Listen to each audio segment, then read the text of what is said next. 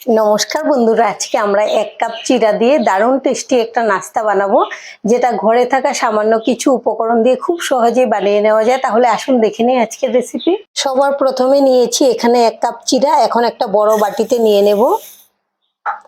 আর চিড়াটা আমি এরকম পাতলা চিড়া নিয়েছি। এখন জল দিয়ে ভালো করে ধুয়ে নেব, যে পর্যন্ত পরিষ্কার জলটা বের না হয়।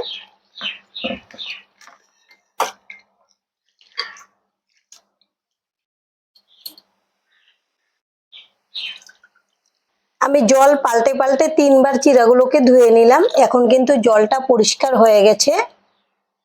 এর মধ্যে কিন্তু জল দিয়ে রাখবো না, জলটা আমি পুরো ঝরিয়ে নেব।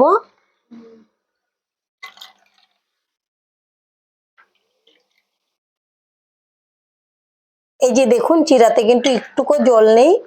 আমি এরকম ভাবে রেখে দেব। আজকে আমরা নাস্তাটার মধ্যে কিছু সবজি দেব। এখানে নিয়েছি গ্রেট করা গাজর,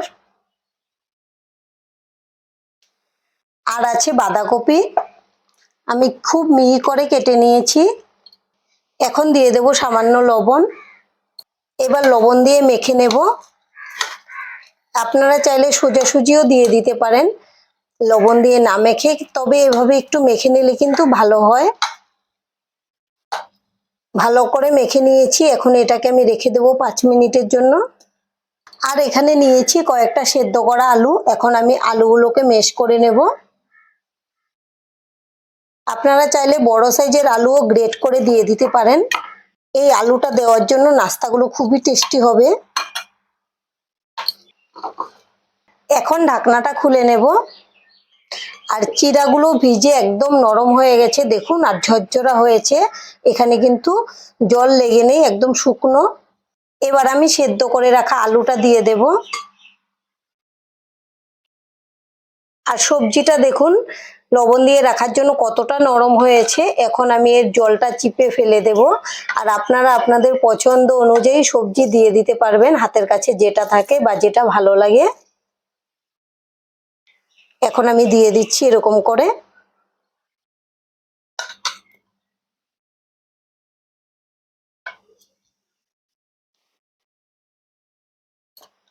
এই যে দেখুন কতগুলো জল বেরিয়েছে। জলটা সহ দিলে কিন্তু নাস্তাটা ভালো হতো না।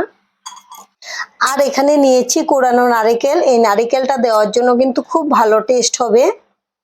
আপনাদের হাতের কাছে যদি নারকেল থাকে তাহলে এভাবে অবশ্যই দিয়ে দেবেন। এখন দিয়ে দেব কোচানো পেঁয়াজ, কাঁচা লঙ্কা কুচি। ঝালটা আপনারা আপনাদের টেস্ট অনুযায়ী কম বেশি করে নিতে পারবেন। আর দিয়ে দেব গ্রেট করে রাখা আদা। আর দিয়ে দেব ধনেপাতা কুচি। আপনারা চাইলে এটা নিরামিষ ভাবেও বানাতে পারেন, সেখানে পেঁয়াজটা বাদ দিয়ে করে নিলেই হয়ে যাবে। এবার দিয়ে দেব স্বাদ অনুযায়ী লবণ। আর দিয়ে দিচ্ছি কিছু গুঁড়ো মশলা। দিয়ে দেব হলুদের গুঁড়ো, কাশ্মীরি লঙ্কার গুঁড়ো, আর দিয়ে দেব জিরে গুঁড়ো, আর দিয়ে দেব চাট মশলা। এই চাট মশলা দেওয়ার জন্য কিন্তু খুব সুন্দর একটা সেন্ট হবে, আর নাস্তাগুলোতেও ভালো টেস্ট হবে। আপনারা এখানে চাইলে আমচুর পাউডারও দিতে পারেন। আর এখানে নিয়েছি আমি বেসন। এখান থেকে আমি 2 চামচ বেসন দিয়ে দেব। আমি প্রথমে মেখে দেখব, যদি দরকার পড়ে তাহলে পরে দেওয়া যাবে। এখন সবকিছু একসঙ্গে খুব ভালো করে মেখে নিতে হবে। এমনিতে দেখবেন বাচ্চারা সবজি খেতেই চায় না, কিন্তু আপনারা এখানে চাইলে কিন্তু আরো অনেক রকমের সবজি দিয়েও বানিয়ে দিতে পারবেন। ওরা কিন্তু খেয়ে বুঝতেই পারবে না যে কতগুলো সবজি দেওয়া হয়েছে। ওরা কিন্তু খুশি মনে খেয়ে নেবে। এই নাস্তাগুলো খেতে ভীষণই টেস্টি হয়, বাচ্চা থেকে বড় সকলেই ভীষণ পছন্দ করবে। আমি হাত দিয়ে খুব ভালো করে মেখে নিচ্ছি। আমি সবকিছু একসঙ্গে খুব ভালো করে মেখে নিয়েছি। আর মাখার পরে দেখছি আমাদের একদম ঠিকঠাক হয়েছে। এখানে কিন্তু আর বেসন লাগবে না। যদি আপনারা মাখার পরে দেখেন একটু নরম হয়েছে, তাহলে আরো 2-1 চামচ বেসন দিয়ে দিতে পারেন। এখন আমি হাতটা ধুয়ে পরিষ্কার করে নেব। এখন শেপ দেওয়ার জন্য আমি 2 হাতে সাদা তেল লাগিয়ে নিয়েছি। এখন অল্প করে ডো নিয়ে নেব। আর শেপটা আপনারা আপনাদের পছন্দ অনুযায়ী লম্বা গোল যেরকম ভালো লাগে দিয়ে দেবেন। প্রথমে হাত দিয়ে গোল করে নিচ্ছি। এখন আমি চ্যাপ্টা করে দেব। এই যে দেখুন আমি এরকম করে শেপটা দিচ্ছি, আর এভাবেই আমি সবগুলো দিয়ে নেব। আমাদের সবগুলো নাস্তা শেপ দেওয়া হয়ে গেছে। এখন নাস্তাগুলো ভাজার জন্য গ্যাসে একটা প্যান বসিয়েছি, প্যানটাকে খুব ভালো করে গরম করে নিয়েছি। এবার দিয়ে দেব সাদা তেল। তেলটাকে মিডিয়াম গরম করে নিয়েছি। এবার নাস্তাগুলো একটা একটা করে দিয়ে দেব তেলের মধ্যে।